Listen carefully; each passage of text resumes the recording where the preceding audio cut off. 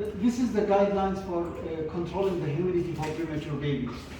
It's a kind of protocol, but we need to discuss it. Maybe we can also change some of it because I've written it by myself, and I took it from other hospitals, more than one hospital.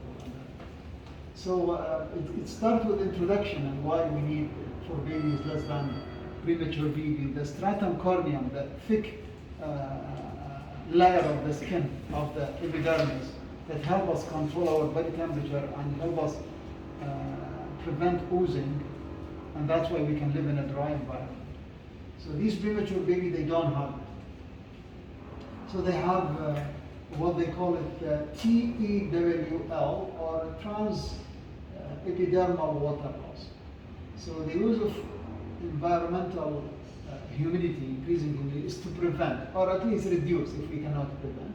But at the same time, it supports the temperature, not only the humidity or the prevention of dryness of the baby. So the aim of guidelines is to provide you and me a way to control the humidity and to have an organized environment. So me, you, everybody do the same for these babies. Okay? So it also helps us to improve the skin and prevent the skin breakdown because it improves the skin integrity. Okay? And at the same time will prevent or reduce at least the electrolyte imbalance and water loss. So the guidelines then talk about definitions. Before we go to the guidelines. So definitions.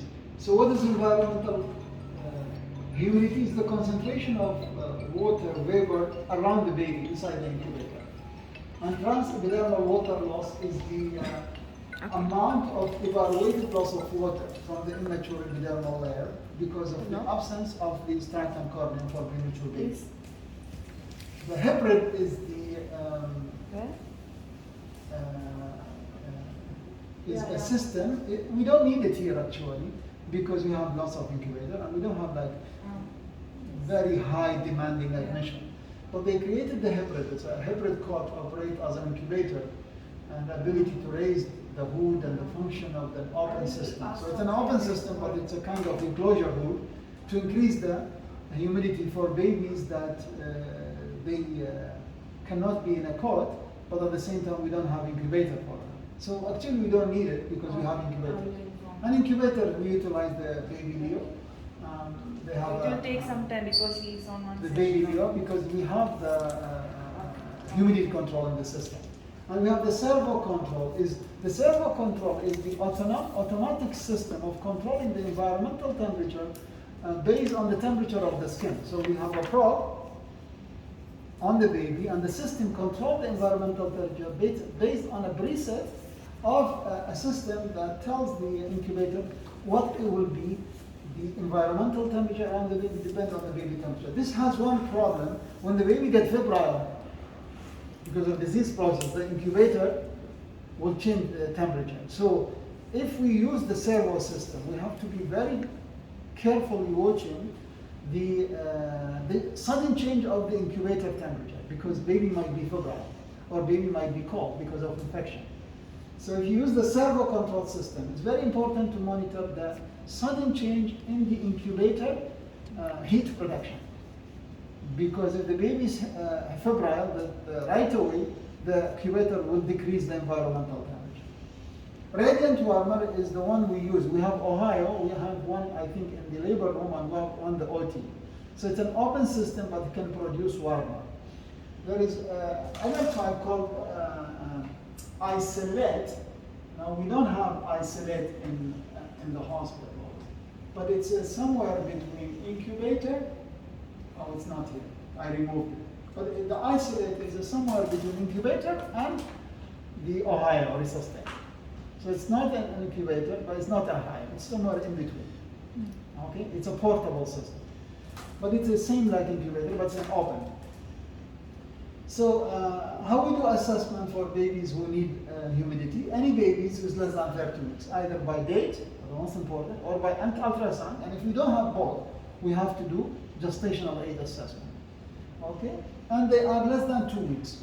They need nursing within the next 2 weeks. After 2 weeks, most of babies, they start to have the stratum corneum by day 8. And it will be finished within a couple of days. So we need also to check the temperature 4 hourly. Once we start humidity, we need to check it hourly until the humidity is stable. So we check it hourly if there is no need for humidity, and we check it 4 hourly if we don't need the humidity. And if we need the humidity, we check it hourly. And we might change the frequency if the baby hyper or hypothermic. It's very important to monitor the total fluid intake, the total fluid received, and the urine output, and the weight. So that will tell us the fluid balance, in addition to the electrolyte. So the equipment we need, incubator, and the incubator that we have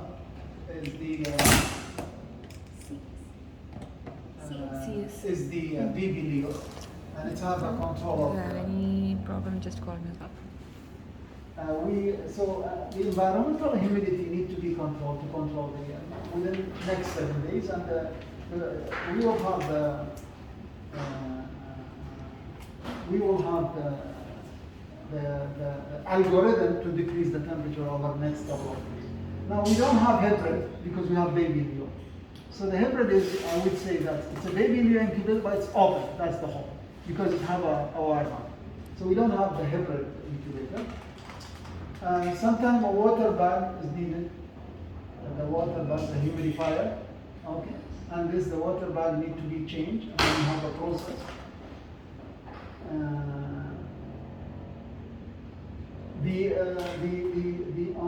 The humidity can be controlled by manual, it can be automatic in baby.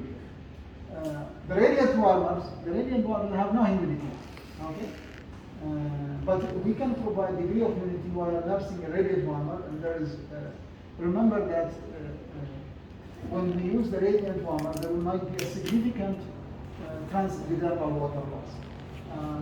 And that's why the use of the radiant warmer should be limited for babies less than 13 weeks. We still can keep it in certain procedure or during resuscitation or maybe during surgery, but we need to be careful that there is loss of human fluid loss. And also with the radiant warmer, even the blood gas can change. Sometimes we need to use it because it's more mobile and it's better exposure in certain cells.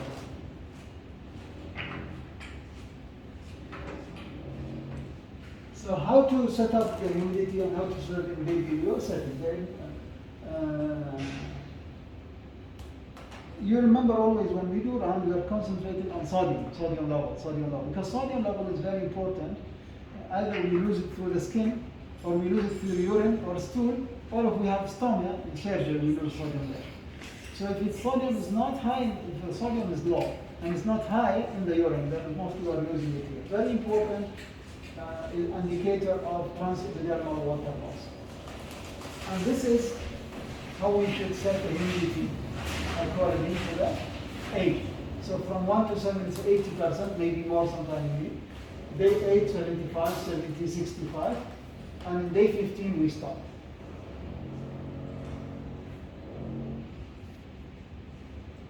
So this is discussing the weaning process, discussing how we wean it on the table. However, we should have normal temperature. So we might change this if we have a temperature problem, or if we have sodium problem, or if we have weight loss problem. We have signs of dryness of the baby. Okay.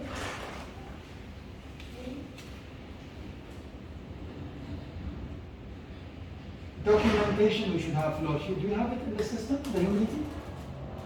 We need to do it. We can do it on a sheet now, and then we can inform the IT to put it on the system. So we have a flow sheet to include the hourly set and actual environmental temperature, and hourly set and actual servo control temperature is documented. 4 hourly auxiliary temperature. So in addition to the temperature reading from the servo in the incubator, we need 4 hourly auxiliary temperature. The frequency can be increased if the baby has hyper or hypothermia. we need acute fluid level. So we need the urine output, we need the weight, we need the TFI, and we need the TFI, in addition to the electrolyte.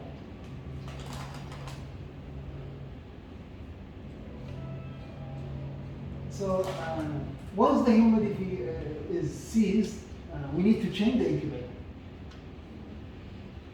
So we put a new incubator, a dry incubator. Okay? Because if we stop humidity and there is previous humidity or water can condensate and cause infection. Okay? So the old incubator should be sent for sterilization, and we should use a dry incubator. Once we use the incubator, the container of the fluid should be sent for sterilization and maybe sampling. Do a test if there is infection or not. The heater unit, after we stop, the old incubator should be assessed by biomedical. Okay?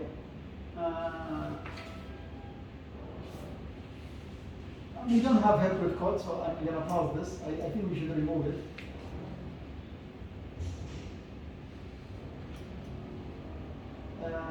When we are on a humidifier with the rain out, we should clean it always, which is the stem, the fluid condensate on the inside of the incubator. Again, Hebrew code will remove it because we don't have it from the guideline. When we check the temperature and the humidity, the probe always can be detached. So the nurses always need to check that. Now when we do, we have to minimize the opening of doors as much as we can. Hybrid coat, I think, again, we don't need it.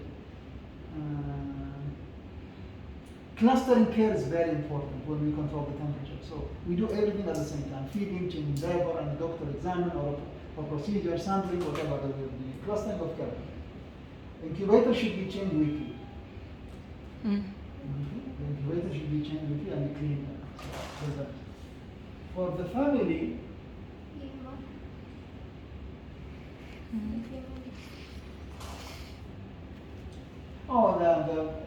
the skin-to-skin care and for babies, this is not, we don't have this in the unit because we don't do that. But there are other areas where you need to control the. So if the baby is more than 30 weeks and he's more than 1,500 grams, we can do skin-to-skin. But if the baby is than 1,500 grams and less than 30 weeks, we increase the room temperature to 25 to 27 degrees. Now, we have a problem because it's the central, but the biomed is working in the OT and in LDU to give us the ability to control the temperature very quickly. So we ask them to one LDU unit that we can increase the temperature to deliver babies less than 30 weeks and less than 1,500 grams, and also they will work on the OT. And here is the references. So we just need to remove the hybrid because we don't have the hybrid system. Okay? Thank you very much.